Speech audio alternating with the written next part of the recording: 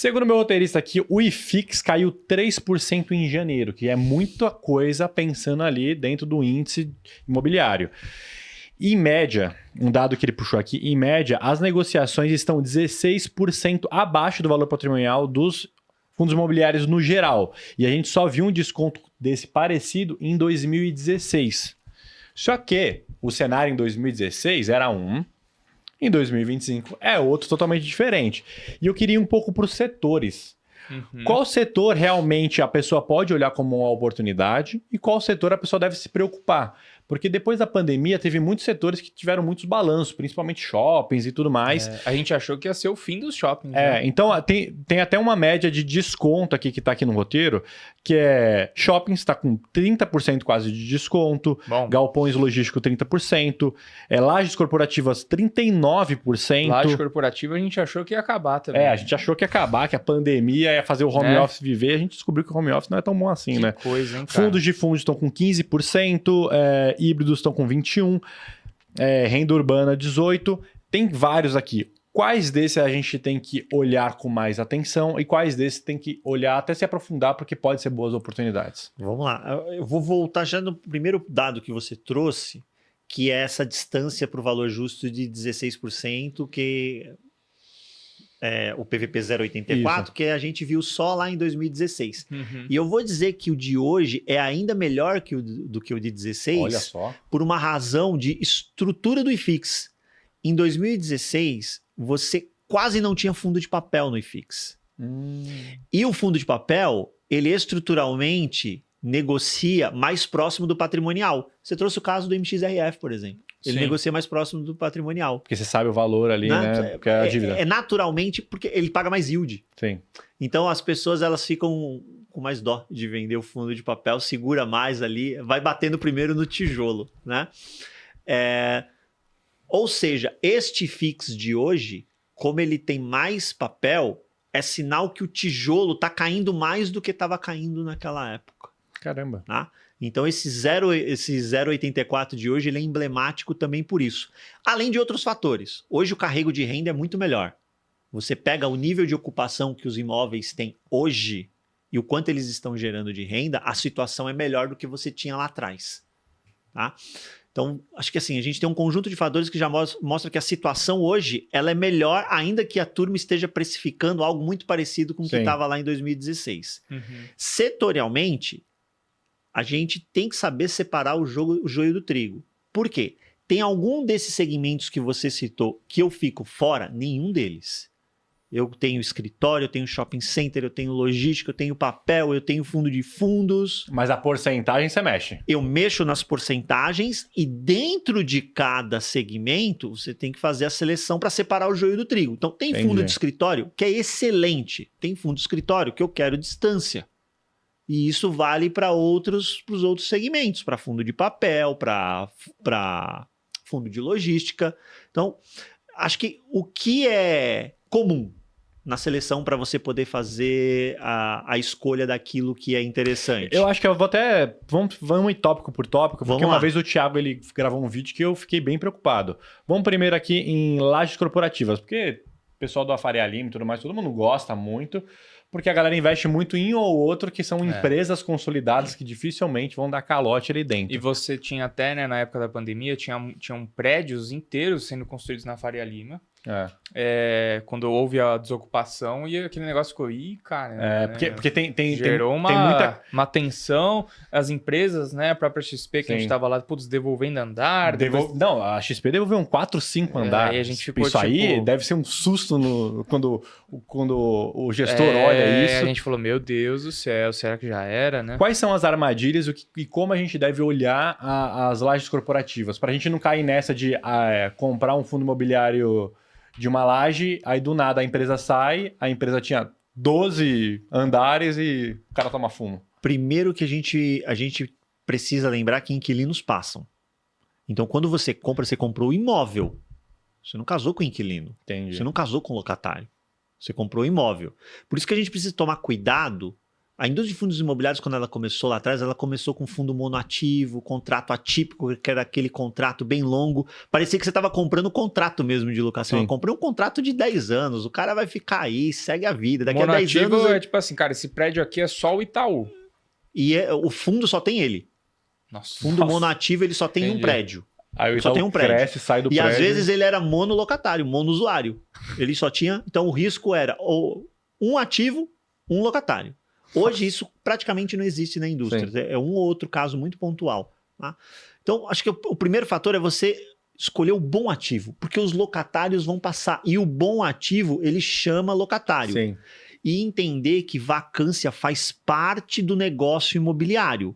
Ninguém compra um ativo imobiliário para renda achando que ele vai passar 30 anos...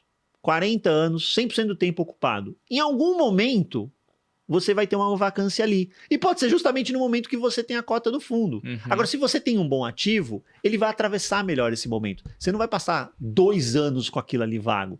Hoje a gente tem algumas áreas em fundos imobiliários que estão expostos a Faria Lima, JK, Vila Olímpia, que são regiões de altíssima qualidade de São Paulo. Aí você olha a qualidade do ativo, na qualidade construtiva do ativo, qualidade é excelente. Excelente. Ah, tem vacância? Tem. Será endereçado. Pode demorar um pouco? Pode demorar alguns meses. Porque quando você vai tomar uma decisão de ocupar uma edificação, você não toma decisão do dia para a noite. Recentemente o grupo alugou uma área lá na JK. Para colocar a sede da Grão e da Portifel. Sim. Não foi? Não foi uma decisão de uma semana. Não foi. Ah, eu quero esse daqui, agora coloca aí os móveis e pronto, vamos ocupar. Não, a decisão da empresa que vai ocupar, ela demora um tempo. Eu posso estar enganado, mas a vacância às vezes até é bom para ajuste de preço. Porque às vezes o cara tem vários contratos antigos ali, só que a região valorizou, o cara tem uma oportunidade de fazer um ajuste num andar específico. A vacância que é a falta de inquilino. De ocupação aqui do falta imóvel, de inquilino. Tá? Exatamente, é a área que está vaga em relação à área total. Então eu tenho 100 metros quadrados vagos em 1.000 metros quadrados, eu tenho 10% de vacância. Né? Então, quando você preserva a localização, essa turma pode passar por alguma vacância, você pode aceitar um aluguel menor no momento mais duro. Isso aconteceu com a Faria Lima durante a pandemia. Isso é verdade. Durante a pandemia, teve gente que entregou, que foi o caso da XP ali na JK, entregou. Mas teve gente que fez o quê? Ou aproveitou essas áreas vagas e falou, me dá um aluguel mais baratinho aí, que aí dá para eu ficar aqui na Faria Lima ou na JK. Ou teve proprietário que, de forma antecipada, já negociou com a turma que estava ali e falou, pagou não, eu dou um desconto ali e segue. Legal. E aí o imóvel comercial, na locação, ele tem um negócio chamado de revisional. A cada 3 anos de contrato, você gatilha a revisional. A revisional as partes podem comercialmente se ajustarem ao preço da região.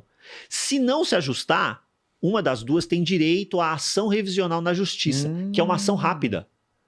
O juiz simplesmente vai arbitrar. É óbvio, né? O juiz, quanto é que custa o aluguel aqui? O juiz vai falar, não tenho a menor ideia. Então, o que ele faz? Ele contrata um perito, o perito diz, o aluguel nessa região, para esse tipo de imóvel, vale tanto. Aí o juiz dá a sentença, o aluguel é esse a partir de agora, segue a vida. Grosso modo é isso que é a ação revisional, e ela é uma ação rápida. Tá. Então, olha só, 2021 foi pandemia, conte 3 anos. 23, 24. Ano passado, a gente teve uma série de revisionais, né? Faria Lima, JK. Então, se você olha os dados de vacância, você vai ver em determinados pontos, você tem um leve aumento de vacância, mesmo na Faria Lima. Por quê?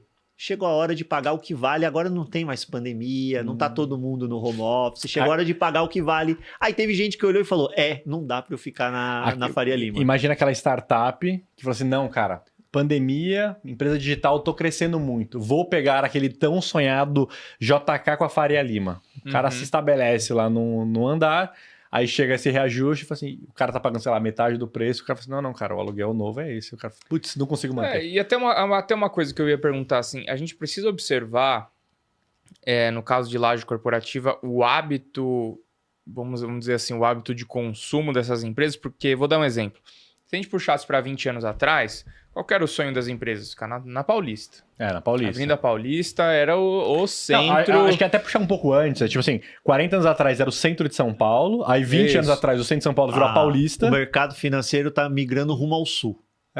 Começou no centro, aí subiu para Paulista, aí desceu Faria Lima. Isso. Já tá ali Vila Olímpia. Vamos lembrar, onde a XP acabou de alugar... Na Vila Olímpia. A XP acabou de alugar na Chácara Santo Antônio. Ah, sério? Então, olha só, Faria Lima, JK, aí você vai Berrini, Chucre Zaidan, Então, Chácara Santo Antônio. A própria Berrini teve uma decadência, agora o negócio está voltando um pouco mais, né? Então, assim, a gente precisa prestar atenção nisso também? Ou isso é uma coisa, nossa, cara, isso é muito micro, não precisa ter dor de cabeça com isso? Essas questões da localização, elas muitas vezes elas definem o perfil do locatário que você vai atender. Né? Vocês citaram a Paulista, por exemplo. Eu sou suspeito, eu trabalhei durante anos ali na região da Paulista e eu sou fã daquela localização. Né? Pensando, eu não estou olhando para edificação, eu estou olhando só para a localização. Para mim ainda é a melhor localização de São Paulo. Por todos os amenities, serviços, malha de transporte que ela oferece para o locatário. Mas a edificação que está lá já é uma edificação mais cansada. Sim. Então ela não atende às necessidades dos ocupantes de hoje. Então assim, o transporte é bom, a localização é boa, você vai para todo lugar. 9 de julho, 23 de maneira super rápido, mas os prédios tudo velho caindo nos pedaços. Os prédios são mais cansados lá. E é muito difícil de você modernizar, porque são plantas antigas, pé direito, baixo, um monte de parede que você não consegue fazer vão livre. Uma coisa que é nítida é tipo assim, cara, vai num prédio, numa Faria Lima da vida, Berrini, é um elevador para 25 pessoas. Você vai numa Paulista, cabe 6 no elevador. Você vai abrir aquele elevador com grade. Cabe assim. 6 pessoas no elevador. Do Titanic.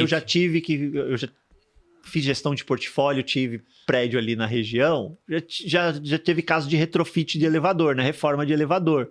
Então você vai lá e você coloca um baita no elevador moderno, aquele que você coloca o andar no térreo e ele já vai para o carro tal, que é ele que vai te levar. Sim. Só que eu não consigo mexer com o tamanho.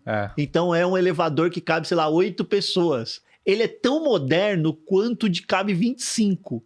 Mas eu só conseguia colocar um de 8 ali, entendeu? Era o máximo que dava para fazer. Estrutura de estacionamento, né? Tudo aí, pior, né? O que é esses prédios espelhados? Todo mundo adora o prédio espelhado. Você ia para Paulista, não tinha nada. O que você pode fazer hoje? Cara, você envelopa. Você nem mexe no que você tem hoje. Você só manda subir espelhado na parte externa inteira. Né? Resolvi, não era espelhado o que você queria? Então você consegue dar um jeitinho de dar uma modernizada. Mas aquela área interna ali você não consegue mexer tanto. Agora, o ponto que você trouxe do perfil do locatário, por que eu citei a Paulista? Porque a Paulista, do jeito que ela é hoje, ela é interessantíssima para alguns perfis de locatários. Né? Então você pega o locatário que ele não consegue pagar lá os R$300 por metro quadrado de Faria Lima, por 100, 110, 120, ele se resolve na Paulista. E para o negócio dele, ele não precisa estar na Faria Lima. Você pegar, a depender de um escritório de advocacia, o perfil de cliente que ele atende.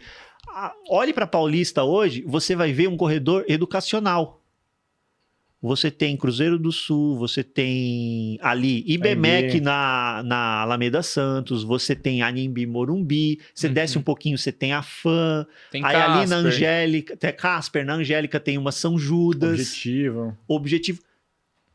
Pô, você imagina, com aquele corredor de transporte que tem ali, para educação, maravilhoso. Nossa, muito aluno. Maravilhoso. Então, você tem muito varejo ali de rua. Sim. Você tem algumas flagships, a loja da Centauro, modelo tá lá, você tem uma Riachuelo bem interessante ali, Marisa, Renner, tudo com loja conceito na Paulista. Então, o McDonald's ali também. O Macmill, né? Então você vê que o varejista encontrou na Paulista um jeito de, aqui é um point legal para a gente ter uma loja conceito, uma loja que faça a pessoa ter vontade de vir aqui neste ponto, não em qualquer outra. Então você vai adaptando o perfil do locatário a daquela determinada região. Aí você vai para Faria Lima, Faria Lima ali, na nova Faria Lima especialmente, é mercado financeiro. É meio que como se a Paulista foi feito pro B2B, pro B2C e a Faria Lima tá mais pro B2B, entendeu? Mais ou menos isso. Então você tem que ir adaptando, você vai encontrando, aí quando você olha para o fundo que você está avaliando, onde é que ele tem imóvel?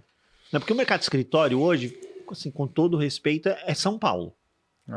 Você tem ali Rio de Janeiro que ainda sofre com vacância, está em recuperação lenta, tá, mas sofre ainda com questões de vacância, né? Você tem um desafio de ocupação, muita edificação também antiga que precisa ser modernizada.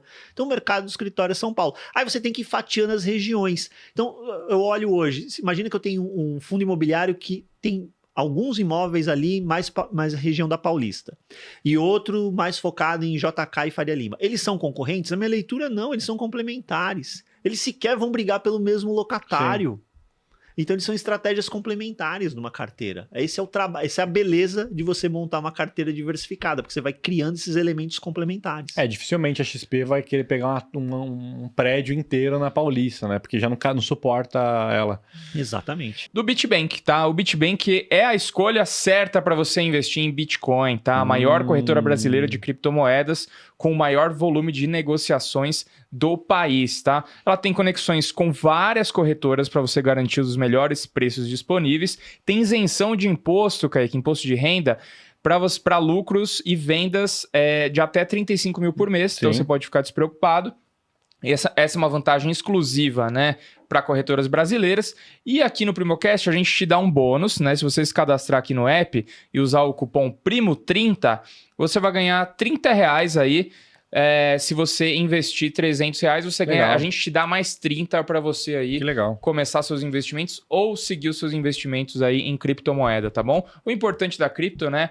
É você ir sempre comprando, não fica naquela maluquice de tentar acertar o topo, acertar o fundo. Cara, mas consistência. É bom olhar o histórico ali. Se você parar pra pensar que 2 meses atrás o Bitcoin tinha rompido a barreira de $100 mil e hoje, exatamente hoje, agora, tá $94 mil, você vai tendo um cheiro tipo assim, não é recomendação, mas você vai tendo um cheiro. Certo? Então tem um QR Code na tela, o link na descrição aí pra você entrar no app do BitBank. Fechado? Aí.